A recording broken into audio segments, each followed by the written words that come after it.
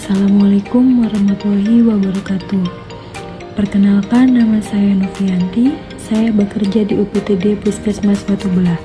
Di sini saya akan mempresentasikan rencana aksi yang sudah saya buat dengan judul meningkatkan pelayanan persalinan di Ponet Watubelah guna untuk memenuhi tugas orientasi PPPK Kabupaten Cirebon. Latar belakang pelaksanaan rencana aksi. Pegawai pemerintah dengan perjanjian kerja atau PPPK adalah warga negara Indonesia yang memenuhi syarat tertentu yang diangkat berdasarkan perjanjian kerja untuk jangka waktu tertentu dalam rangka melaksanakan tugas pemerintahan. PPPK ini sebagai jawaban dari kebutuhan pemerintah yang mendesak akan sumber daya manusia yang kompeten dan profesional. Kedudukan hukum PPPK sebagai ASN diatur dalam Undang-Undang Nomor 20 Tahun 2023 yang menjelaskan ASN terdiri dua, yaitu PNS dan PPPK. Pada tahun 2023, jumlah kematian ibu dan bayi mengalami peningkatan yang sangat drastis.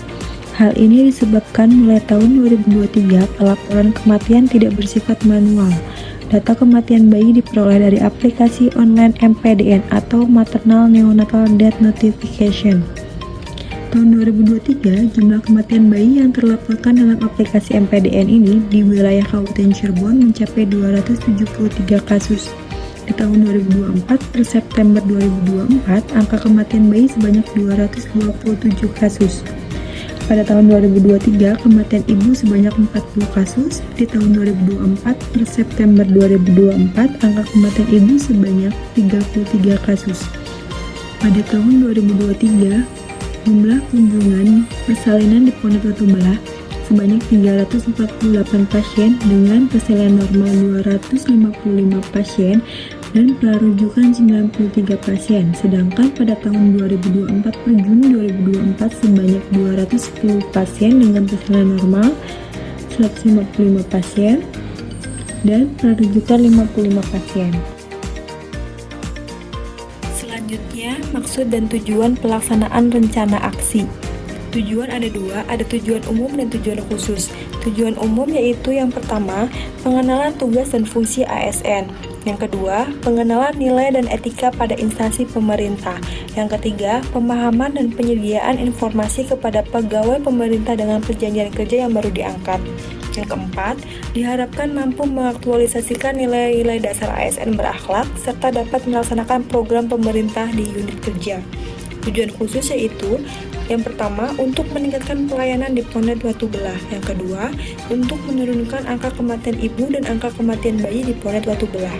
Waktu dan tepat yaitu pada tanggal 1 Maret 2024 sampai dengan 28 Februari 2029 bertempat di UPTD Puskesmas Watubelah. Nilai dan etika pemerintah Kabupaten Cirebon. Visi dan misi pemerintah Kabupaten Cirebon. Visi: terwujudnya Kabupaten Cirebon yang berbudaya, sejahtera, agamis, maju, dan aman. Misi yang pertama, berbudaya, yaitu mewujudkan masyarakat Kabupaten Cirebon yang menjunjung tinggi dan melestarikan nilai-nilai budaya, tradisi, dan adat istiadat.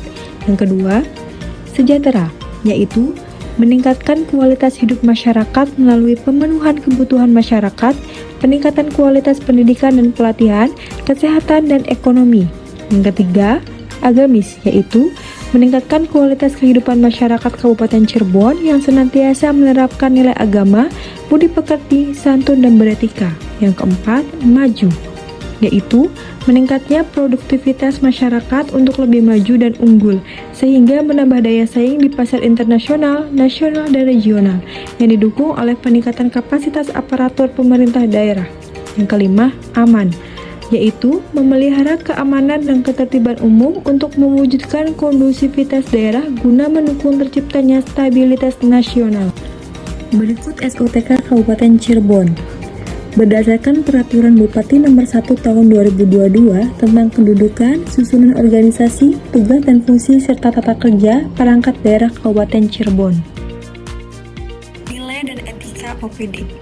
Rencana strategis atau Renstra adalah suatu dokumen perencanaan yang berorientasi pada hasil yang ingin dicapai dalam kurun waktu 1-5 tahun, sehubungan dengan tugas dan fungsi pertimbangan strategis yang digunakan untuk melakukan proyeksi kondisi pada masa depan. Rencana strategis Puskesmas Watu Belah. Yang pertama, rencana pengembangan layanan. Yang kedua, strategi dan arah kebijakan. Yang ketiga, rencana program dan kegiatan. Yang keempat, rencana keuangan.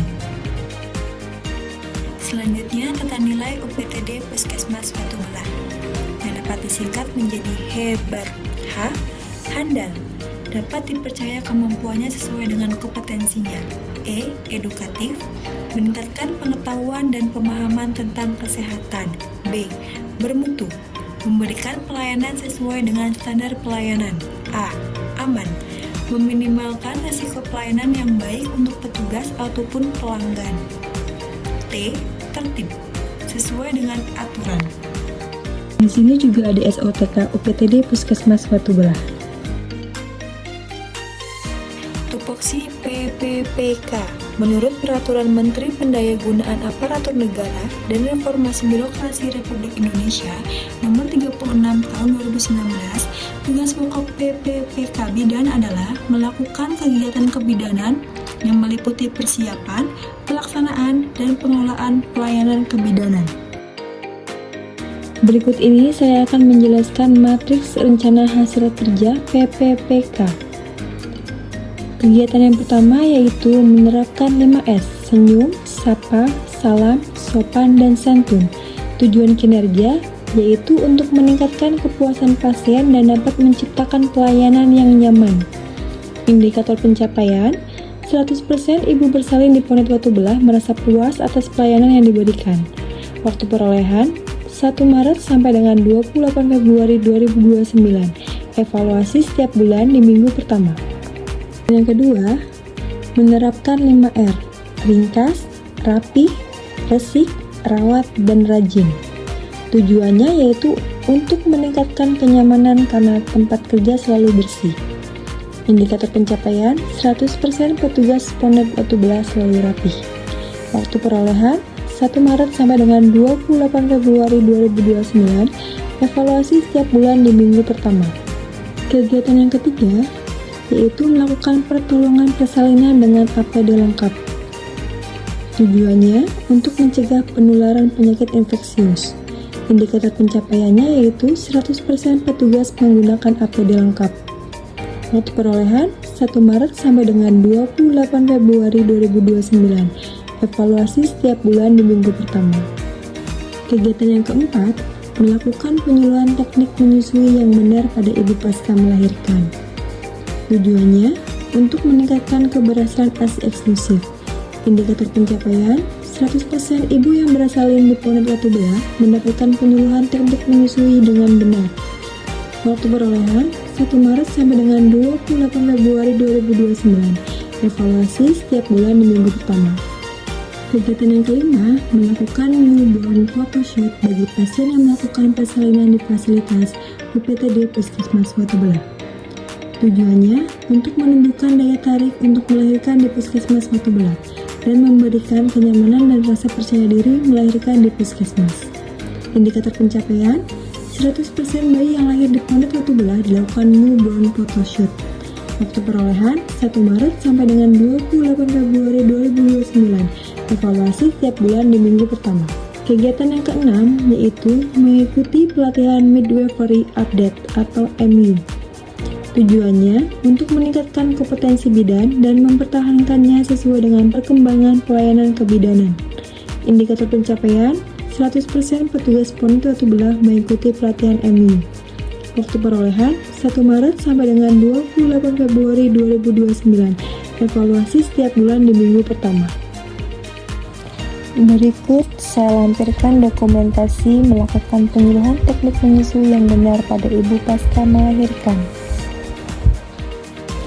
Selanjutnya, dokumentasi newborn photoshoot bagi pasien yang melakukan persalinan di fasilitas UPTD Puskesmas Watu Belah. Dan ini dokumentasi pelatihan Midwifery Update atau MU. Kesimpulan, dengan adanya pegawai pemerintah dengan perjanjian kerja atau PPPK ini diharapkan akan terciptanya pelayanan publik yang dapat menjamin efisiensi dan akurasi dalam pengambilan keputusan dalam manajemen aparatur sipil negara atau ASN, sehingga meningkatnya produktivitas yang baik dalam pelayanan pemerintah terhadap publik. Dalam hal sumber daya manusia perlu dibekali pengetahuan dan keterampilan di bidang pemerintah agar dapat melaksanakan tugas dengan baik dan benar. Pembekalan atau orientasi tugas dan fungsi, nilai-nilai serta etika jabatan sehingga nantinya dapat memenuhi core value berakhlak dan employer branding ASN, bangga melayani bangsa. Sebagai transformasi budaya kerja, maka sebagai langkah awal dilaksanakan orientasi pengenalan nilai dan etika pada instansi pemerintah dalam mendukung pelaksanaan tugas jabatannya, dalam mendukung pencapaian visi misi organisasi, sehingga dengan adanya pelatihan ini diharapkan menjadi ASN yang berakhlak. Sekian pemaparan dari saya, kurang lebihnya mohon maaf. Wabillahi taufiq wal hidayah. Wassalamualaikum warahmatullahi wabarakatuh.